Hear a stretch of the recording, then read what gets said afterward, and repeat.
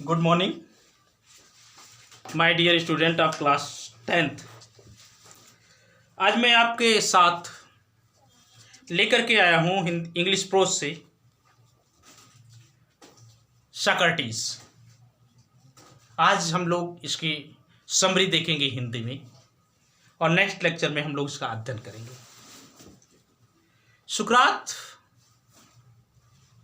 Athens में पैदा हुए थे ईसा मसीह के जन्म के लगभग 400 वर्ष पहले। सुकरात जब बालक थे तो सुंदर नहीं थे, हैंडसम नहीं थे, बल्कि वो बदसूरत थे, अंडर साइज, छोटे कद के थे, नाक चपटी हुई थी, आंखें ऊपर निकली हुई थी, बल्किंग आइज थी।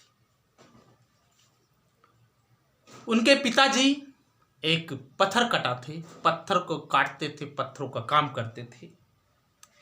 यही कारण था कि सुकरात हमेशा फटे पुराने और गंदे कपड़े पहना करता था। अपने समय के अन्य बच्चों के समान सुकरात भी पढ़ने के लिए विद्यालय गए। उस समय विद्यालय में संगीत और खेल कूद ही पढ़ाया जाता था मुख्य रूप से, लेकिन सुकरात ने कुछ विज्ञान, कुछ गणित और थोड़ा बहुत नक्षत्रों के बारे में अध्ययन किया। इतिहास और भूगोल के बारे में उतना अध्ययन नहीं किया जितना कि आज के बच्चे किया करते हैं। यह विचित्र प्राणी जिसकी गर्दन छोटी थी, चेहरा एकदम सपाट था, बड़ा ही थॉटफुल चाइल्ड था, इंटेलिजेंट चाइल्ड था। वह अपने साथियों को अच्छी तरीके से नोटिस करता था। उसकी निगाहों से कोई भी चीज ऐसी नहीं होती थी जो बच पाती थी। सुकरात के पास ना तो बड़ा घर था और ना ही बड़े फर्नीचर थे और ना ही उसने कभी धन और संपदा की कोशिश की। जैसे जैसे सुकरात बड़ा होता गया वैसे वैसे उसके विचार शारीरिक सुख सुविधाओं से वंचित होते चले। उसने अपना माइंड, अपना मस्तिष्क तो उस विषय वस्तु पर लगाया जो उत्तम थे, जो सम्मानित थे और जो उचित थे। सुकरात पैदल गलियों में निकल जाता था और लोगों से बातचीत करता था। एथेंस वासी सुकरात का परिचित चेहरा एथेंस की गलियों में देखने के लिए तरसते थे, चाहते थे और कहते थे, सुकरात आ गया, आइए और हम लोग सुकरात से बातचीत करें। धीरे धीरे सुकरात एक प्रसिद्ध शिक्षक के रूप में प्रसिद्ध हो गया। वह सड़कों पर, गलियों पर घूमा करता था, बाजार के स्थानों पर घूमा करता था और उन लोगों से बातचीत किया करता था जो लोग उसकी बातों को सुनने के लिए उसका स्वागत करते थे, अभिवादन करते थे। कभी कभी उसकी बात को सुनने वाले लोग शक में पड़ जाते थे और वे उससे तर्क करते थे और उसके प्रश्नों का जवाब देते थे। सुकरात ने अपने देशवासियों से कहा कि प्रत्येक व्यक्ति को अवश्य ही सीखना चाहिए कि वह स्वयं से विचार करे ताकि अपने तर्कों का प्रयोग करके वह इस तथ्य को प्राप्त कर सके कि क्या उचित है, क्या सही है और क्या सुंदर है, और अपने आचरण और कार्यों को जन्म दे सके। वह एथेंस को एक पूर्ण राज्य बनाना चाहता था। उसने सभी लोगों से कहा, चाहे वो उसके शिष्य थे अथवा अन्य अनुयायी, उसने कहा कि ये चीजें केवल तभी घटित हो सकती हैं जब प्रत्येक नागरिक अपने मस्तिष्क में या देखने और जानने की क्षमता पैदा कर लेगा कि क्या सही है और क्या उत्तम है। वह विश्वास करता था कि प्रश्न करने से और बातचीत करने से इस तथ्य को जानने में सहायता मिलेगी। इसलिए वह हमेशा क्या कहते खुली गलियों में घूमा करता था, लोगों से बातचीत किया करता था और लोगों से क्वेश्चन किया करता था। जब सुकरात बूढ़ा हो गया, उसकी प्रसिद्धि दूर दूर तक फैल गई। बड़े बड़े धनवान लोग सुकरात को अपने घरों पर अतिथि के रूप में प्राप्त कर लेने पर सम्मान महसूस करते थे। योग्यता के अनुसार सुकरात के चारों तरफ उसके बहुत सारे शिष्य हो गए। उन शिष्यों में एक शिष्य था जिसका नाम प्लेटो था। प्लेटो अपने गुरुजी के द्वारा कहे गए प्रत्येक शब्द को अपने मनोमस्तिष्क में इस प्रकार संजो करके रखता था जैसे कि खजाना रखा जाता हो।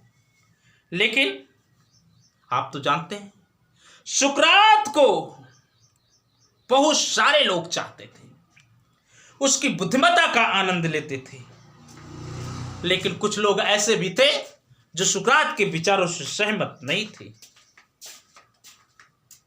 उसने सिखाया कि व्यक्ति स्वयं अपने मस्तिष्क को अपने कार्यों से प्रभावित कर सकता है, देवताओं के ऊपर आश्रित रहने की अपेक्षा। ये बात शासकों को बुरी लगी। उसने कहा कि एथेंस के देवी देवताओं को बलि देने की तुलना में बहुत सारे कार्य हैं और बहुत सारे लोगों ने यही सोच लिया कि वह लोगों को पथभ्रष्ट कर रहा है, उनके मस्तिष्क में शक भर रहा है। वे लोग जो एथेंस पर शासन करते थे, उन्होंने सुकरात के पास सम्मन भेजा, बुलावा पत्र भेजा और आदेशित किया कि वो आकर के मुकदमे के लिए कोर्ट में हाजिर हो जाए। जब ये बात सुकरात के शिष्य ने सुना तो उन्होंने कहा, गुरुजी, जब तक ये तूफान समाप्त नहीं हो जाता तब तक आप छिप जाइए। लेकिन सुकरात कायर नहीं था। वो जानता था कि उसने कोई गलत काम नहीं किया है। उसने लोगों को वही सिखाया जो वो समझता था उचित है, सम्मानित है और सत्य है। इसलिए वो कोर्ट गया। उसके कपड़े और जूते गंदे थे। यात्रा के दौरान यात्रा से मटमैले हो चुके थे। लेकिन प्रत्येक व्यक्ति इस तथ्य को जानता था कि उस गंदे फटे पुराने कपड़े के नीचे एक उत्तम आत्मा धड़क रही है। कोर्ट में पहुंचने के बाद उसने एक शक्तिशाली और प्रभावशाली भाषण दिया। उसने कहा एथेंस वासियों से कि उसके जीवन का शेष बचा हुआ समय ले लेने से उन्हें कोई लाभ नहीं होगा, बल्कि वह जिस तथ्य को समझता है सही है, उसके लिए एक बार नहीं कई बार मरने के लिए तैयार है। न्यायाधीशों ने उसकी बात को सुना, उससे प्रश्न किया और उसे मृत्यु की सजा सुनाई। बूढ़ा व्यक्ति सुकरात कोई शिकायत नहीं किया। वह अपनी छड़ी पर झुक गया। भरे हुए कोर्ट में चारों तरफ देखने लगा। प्लेटो और उसके अन्य शिष्य उसके साथ साथ रहे। उसने उनसे कहा कि अच्छे आदमी के जीवन में बुराई कभी घटित नहीं हो सकती है, ना तो जीवन में और ना तो मरने के बाद। इसलिए अच्छे बनो, सब खुश हो जाओ। मुझे जाना है, मेरे जाने का समय आ चुका है और हम लोग अपने अपने मार्ग पर जाएंगे। मुझे मरना है, आपको जीवित रहना है। तब बेटा सिपाही आए और सुकरात को जेल ले गए। उसकी पत्नी और उसके 3 बच्चे उसके साथ साथ थे बराबर। बहुत से उसके प्यारे प्यारे शिष्य भी उसके साथ रहे। लंबे समय तक उन्होंने एक दूसरे से बातचीत की। लेकिन वो जानता था, उसने अपने साथियों को, अपने मित्रों को अच्छी अच्छी सीखें दी, जिसे लोगों ने अपने हृदय में सजो करके रखा। लेकिन हर समय वो जानता था कि सुकरात, हर समय सब जानते थे कि सुकरात जल्द मर जाएगा। वे सब दुखी थे।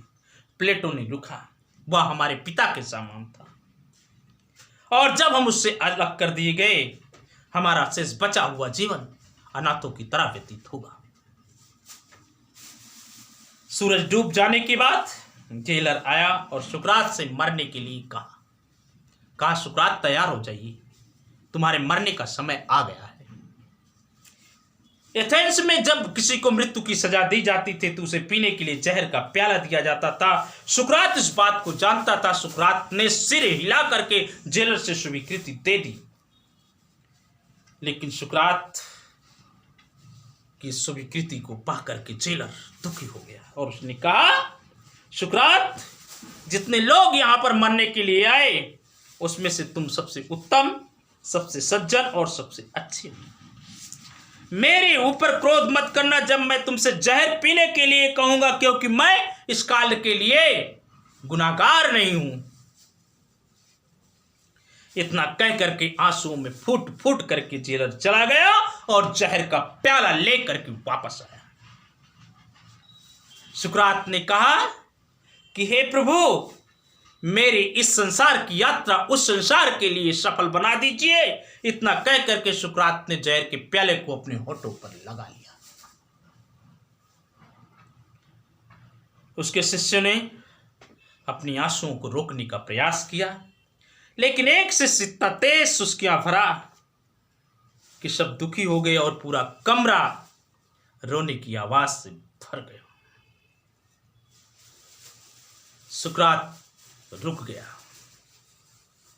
अभी पूरा जहर नहीं पिया था, आधा जहर लेकर के रुक गया और कहा, ये कैसे विचित्र आवाज है। मैंने तो सुना था किसी को शांति से मरना चाहिए। आप लोगों को रोना नहीं चाहिए, शांत हो जाओ और धैर्य धारण करो। उसने चारों तरफ देखा, कुछ याद कर रहा था, फिर कहा, क्रेटो, धीरे से अपने एक शिष्य से, क्या तुम मेरे लिए एक काम कर दोगे? मैं एथेंस की देवी एकस्पियस को एक मुर्गा ऋणी हूं, क्या तुम मेरा कर्ज अदा कर दोगे? क्रेटो ने कहा, गुरुजी, कर्ज अदा हो जाएगा, क्या और कुछ कहना है? क्रेटो ने इंतजार किया, लेकिन कोई जवाब नहीं आया, क्योंकि संसार की महान आत्मा, यूनान की महान आत्मा संसार से जा चुकी थी। मेरे प्यारे बच्चों, यही रही सोक्रेटिस की हिंदी समरी, जो आज समाप्त होती है। हम लोग अगले लेक्चर में मिलेंगे इसके पूर्ण अध्ययन के साथ। अगले लेक्चर तक हम आपसे अलविदा लेते हैं। खुश रहिए, पढ़िए, खाइए और खेलिए। Thank you my dear student for watching the video. Good bye.